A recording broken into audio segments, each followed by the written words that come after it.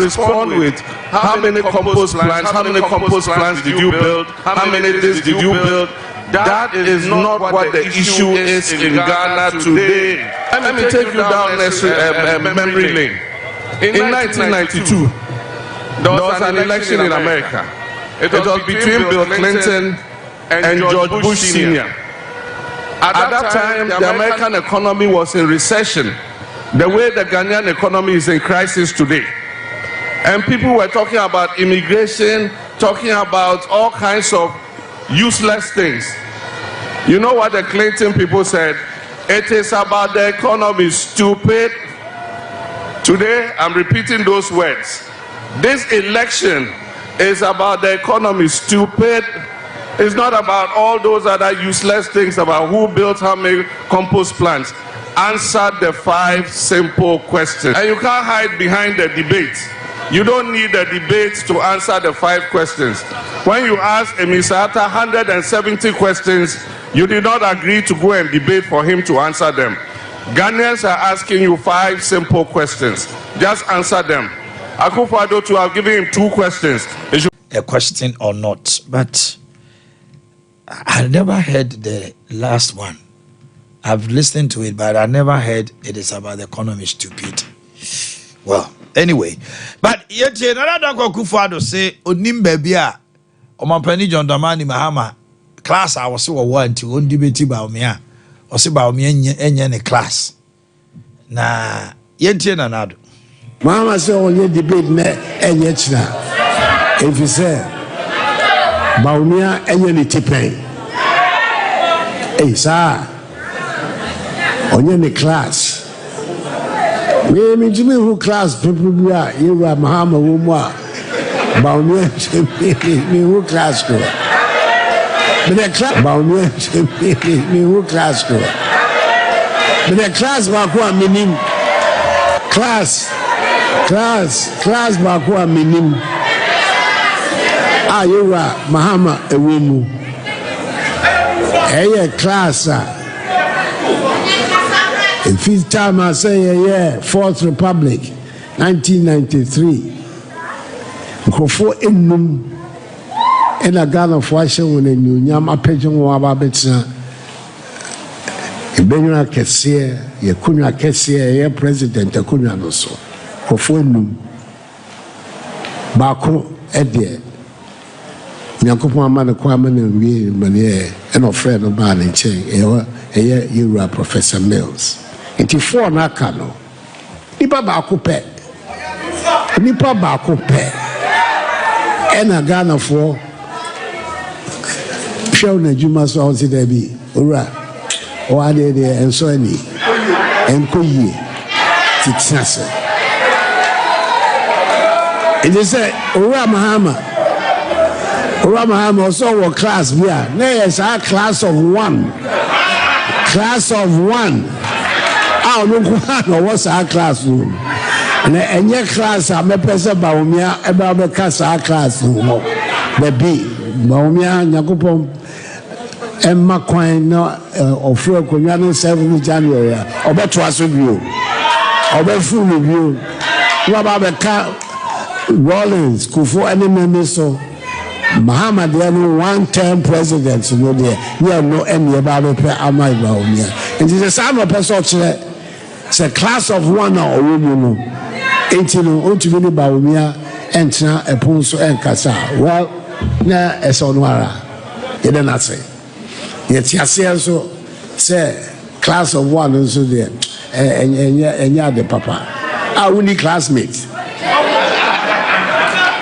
presidential candidate who the only classmates Uncle Nam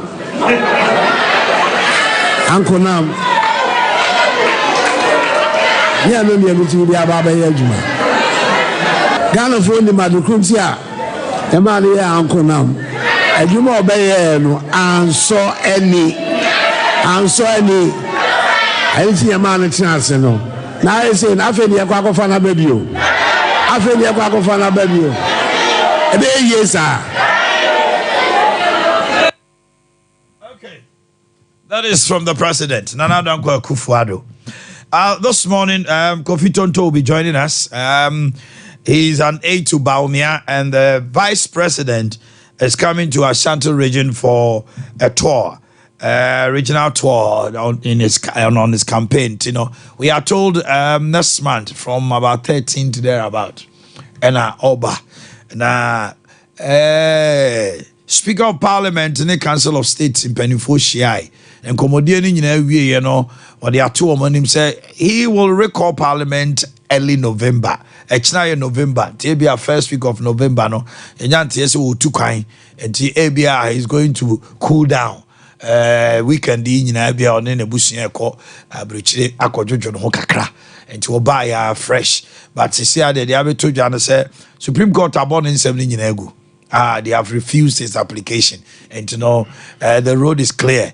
Oba and Yabeti and Amao Betu, but penny forcing in a casa said, government business should function. Yabetwaba, Parliament should not be the stumbling block or a blockade to government business. Yeah, train. Yeah, I heard a bit from about the Supreme Court in 17 years. No, see, anyone, one dear, no, and no dear, but they will fear all Supreme Court to the India. Nina, Jugo from Sekim. As Auntie Mammy too. Oh, my medasi, it kind of. The issue of debate. Oh my, I think that this time say yeah, so be Ghana for na yeah politicians so no.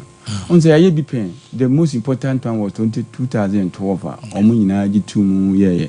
Oh my, I don't know how did we benefit from as Kenyans? Absolutely nothing. So why should the issue be? Because in Ukraine, the two parties have been very hypocritical here.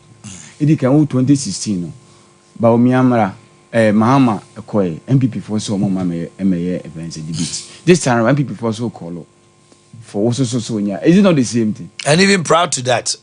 We see being we a president we opposition or so it's a it's for me it's a complete facade. We should throw it away. American for why be American debate vice presidential debate, presidential debate. They do it about 2 or 3 times. Different. They understand their democracy. And so what I say. The last time and the point was that is it a constitutional binding? It's not binding on anybody. American they wanted to make it a convention, but even a convention is a functus official. It did not stand the test of time. Opportunity my the aspirants in some market and for me I for some organizer. Why is that Bawumia Abia invited by my backers home? Because what I say because an opportunity for you to further espouse your vision. In this American for they say Donald Trump got uncle does it mean like Kamala uncle? Because it's an opportunity for him to say let them go. I don't know then some back I know about discuss it then it's going to add something to your campaign. But you make what you so me say whether I or whatever and debate no I for no say the two parties and I said the political party the platform to espouse your vision whatever and the party for some pay and this is one call MPP's one call in Chasso. And the point was that the debate was about not the two of them. It's about the candidates. But Obianim say it was about the two. Asama Cheda Bijina debate na siaka. Yemfa. Wa hwa wo kra wo ye gatekeeping a wo fanto. O me debeto. Me tell them catch on wo fanto. Wo be head there. Ananu Cheda no ko. Mo say Congress mo kan. Mo say anya Congress. One man for ka kan. Say okọ no. Me dey wo dey fa no to. Dem say na person say assemble dahoyi Cheda ko kan bibi Alan kra nsem a onam a wokan emu san de ka ho asem apart from Akufu ayi Bawumia ne Jomama de they have been the two leading parties enti se Bawumia kan bibi na wo space a oba kofa Alan any Cheda anase gum you want people to know what Bawumia and Jomama is saying. That's the gatekeeping we are doing. And not whether we are being fair or otherwise is another story or another issue. But these are the two, kind of say, trailblazers. They are the people that make the news. What's the matter? And here we are. And they are honey beko. Omumi and so monka. And the say about league now got has so mumo. Even though they see Omunyi na ehwie no, kotokra dey see aye. Has na ehwie pa. Kotokra dey ye. Omu very good. Uche omu football. And it's omu shop name has dey come. But you kotokra has a free Ghana league. Egu. We bet me has a free La Liga. La Liga. ball or boy, or my ball La Liga, and Kuala Bebre here La Liga da, and so on will be a air classic. Air classic. Yes. Until you want near maybe who England, Labour, a conservative, UK, or more other parties may go. But a Labour conservative, America, Democrat, Republican, who call France, who call Germany, one Green Party, one. They are there. That is the issue. But me must say, the issue of question, be no. Me feel say mesre or my penny. You don't quote somebody who is insulting somebody. Say, "Oh, you quote." I mean, why do you use a word like it is about the economy? Stupid. You are referring to the vice president. That to say the make catch Asante say Asante abe cancer. Me say Asante. We a suku asem Jimmy for. How? To what extent can you go stand in the public domain and tell the vice president say it's about the economy? Stupid. Come on. Word like stupid you use for the vice president because Wabebu's our questions. Ufi said doesn't make sense. Now the Ghana for petty in your question, but in other things, who went to ask the first question? Me say these things now already questions. Say Ghana for question beyond small aspirants beyond. Oh my! It's your own thing.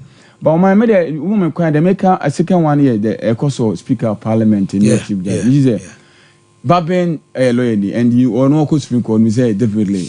To fall flat. I think what in some Bako a year. Say one of the judges, he was formerly an MPP aspirant or whatever. Then Papa no Borinya to Mammy Babe, the moment you go there, you make it highly political. No. Speaker of Parliament. The moment you go on this tangent. No lawyer and say from his background, definitely a political, more. And the ruling now Casa Musadi by Casa almost at Nasadi. So me and Nijaka cry Abamon say many say chief offense the council of state for and Akusha Babi. Yeah, I know Nakasa. It makes sense to me. And I have been saying it from the one because say what per se as in view bar. On say council of state to 7 young man per new corner, Sabi Mutu. The 3 arms in no Mutu. And so Oman say Cassie this lawyer for Yachia. Ubi Juman away. Sorry, also find any other window aside as one Supreme Court view. What must I do? What my cases are seek interpretation and Latin Besaba say Nina, Circle follow a lawyer some dia now pay we go no Juma and say as on the bed draggy and the more it drags definitely the more knows no Juma head but Wintino and it some say BBC Abana Babin better say early November. This week there is I don't think it's possible. From next week I think next week Parliament will be recalled. They need to do so many things. And then Parliament now come in spite say a few days to live, they have any major issues to attend to. And but what people are critical, what people have not come to terms with, they say after 7 December, we are the following week Parliament resumes until 6 January. It's the whole of December to the 2025 season, and never be also Parliament to cut the whole year. I says you to abani we are Parliament no good debut. Standing orders they have about 3 Parliament have about 3 months. November, December, January. Just as the president. And you know, Mama Foreman, and that's why I'm saying a government business should continue. And this about 2 member and this is Jinaha, Pipi Jinaha. And before Edison Bobo and this before say almost a loan be also more proven on the fan colani a Juman or person almost said there be Majibusia Dodo Amajisia no sad weber a come be good your mama or background home channel to Mamu San Kojisa Busia way and before Sebusiano yeah the Quacofa and Colano Maria school no. Look at this. Acquire that way and it's becoming too political. But Mestre Babe. Say, map tado sorry instructions. Say, one member of the panel or your MPP Nino. The moment, Babin, you go on that tangent, not on the merit of your case, but then movies will be biased. The NDC, the MPP is out there telling everybody, say, when you were nim ashe, chiniata dear now the speaker. So also koye say it means you are justifying what they have been saying. You don't, Speaker, you don't go there. My man, no, yeah, because from 1992, my from 1992, you call this fourth Republican Constitution. Chief Justice from Just D.F. Annan. Speaker D.F. Annan. Just D.F. Annan. Very good. He was appointed by the NDC. Rollins then. But how did he administer justice? Bejina Hughes.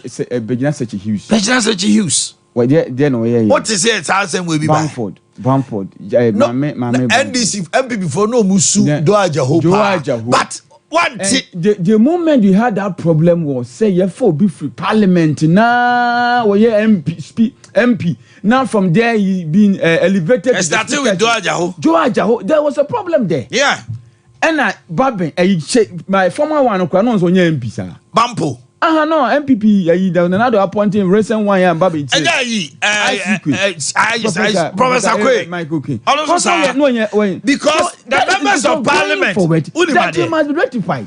Members of parliament can say it is time they get their own because Omwa, you know, he understands the standing orders and everything better. So, is that what you see now? Udmade, do ajaho, watra parliament anti. Now on China obi me ka sema who's a standing order no wafuma now on fuma. Oh my question. But on my and no question say recent one na kwe wo. One go come and do some this bad ruling now as a president man Babin so a follow suit. So me who catch me say omo parliament no be speakers and no cre. Okay. DF Anan. Did you have any of these? Bejina Hughes. GF Anan era. And I saw why you saying the end buy no. What did it happen? He went through the standing orders and orders animal way you buy. Mebao. Mame Bampo. So be speaker. She's excellent. But then this is appointed no. Madam Speaker, Mills era. The issue is it's that thing. No, I'm beginning to agree with you on that tangent. Say, I say, yeah, you pay it, no. I'm a political on the seat. And when they buy look at it. Say, can you be poor independent? Be we yet from nowhere be kwana obi and combine this some because Babin obi we speaker we MP what was it won't be. You will say your position. This elevation. Look at how the election went on. Sanke before before I'm fast shaking I see. Because of its neutrality and no any backgrounds be a new fan who now him the speaker. Him the nominee speaker. David, it was Justice Doche. From Justice Doche was going to be the speaker. I know last hour. Me say Justice Doche was going to be the speaker last hour. And I say Wambo what the Gomobu and my crowd. Omuko Remu and Omsade Aaron Michael Kwe. Oba Parliament Kwanu Dominant. And your my media 2025. Whichever party wins. Yenyi Sadia no free ho. Now Monfa will be from neutral. Make him boy Aaron. Then acquire. And this is for complaining, sir. Babin, and I Beho. Yes. I think I Bamford. Bampo. Look at them. So you be from Parliament now. Yeah, they do more politics there. And benefit of not your interest. Okay. Okay. It is a Siano. You best penny for no. Let's add some decorum to our statements. I'm not happy coming from the former president to refer to you have said it is about the economy stupid. So okay, see what can I say. Now there be asante do Obama Obeka chem say ya abo amaso ye kwase ya. Enye ono adi matem. And that one, say you are quoting him. And I won't adi matem. I mean, where's because you believe in that quotation? Yes. You could have said it is about the economy without acting stupid. Come on. We all condemn it. Say the stupid aspect of the statement. I said 77 penny was a Kutreja 9. Now you at least we can't. About we about what you want to do for the people, what you can do. You have to. I can't just 39 days. Share. Get to the grounds. Sifom. It's not about sloganeerism. It's not about enyuma hodo ayama party. It's about Obe Kasama. Hey, 2 days to elections, people get convinced. A day to elections, people get convinced. Campaign, no, more for quite some time. Ghana Nibia is enjoying the campaign on social media. No insults here and there, nothing bickering. One who snipes of as a violence be by no crown, it has been weathered. Now Obia move on. Obia any campaign kama. Obia canism. This campaign is issue based. What you can do and what you stand for. NCC for Kwabontre. Yes, so almost today about 1 education, 2 employment, 3 health, 4 road infrastructure, and infrastructure, employment. And I know graphic online for so the almost say economy. Info analytic the almost the aba almost see the obawini abana one time Ghana for economy. Just say polls are coming. So it makes you sit and you can be able to discern and know say when na me jina so atoaba. Insults should be off. Ade Akye aspirants and say what this research is now among for no, especially with the economy. So more economy say among for some money economy no one. Definitely economy no. Or might say economy among for some muting once more. It's up to the aspirants and they can to convince the people to champion and then center all your information or the messages on the economy. Hit hard. Economy, speak about it. How you left it. How the human in here. Since we say education, so you also have to champion education. That was going to help. I was here for Mickey Atanase. Mickey, Bibi Aboko. Yeah, well, I say Ashakotoko. I'm first defeat of the season. What is it? I'm on Legon City still now. Legon City no win Ashakotoko. Ashakotoko. I will Legon 2-1. Legon Ashakotoko. Yeah. Does it change the table? Oh, say go start now. Legon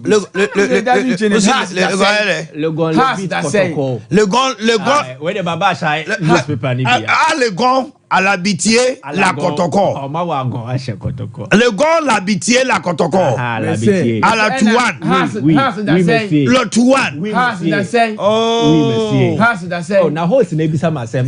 Na your French word be co-host. French word be. Before tell me say me go to. O say lo Shuado Kwasialo no tiafo pado. We a very statement no making. Lo Shuado Kwasia. Lo no tiafo pado. La pai. La pai. O tiase. Lo Shuado Kwasia. Lo no tiafo pado. Ye tiaso brenu.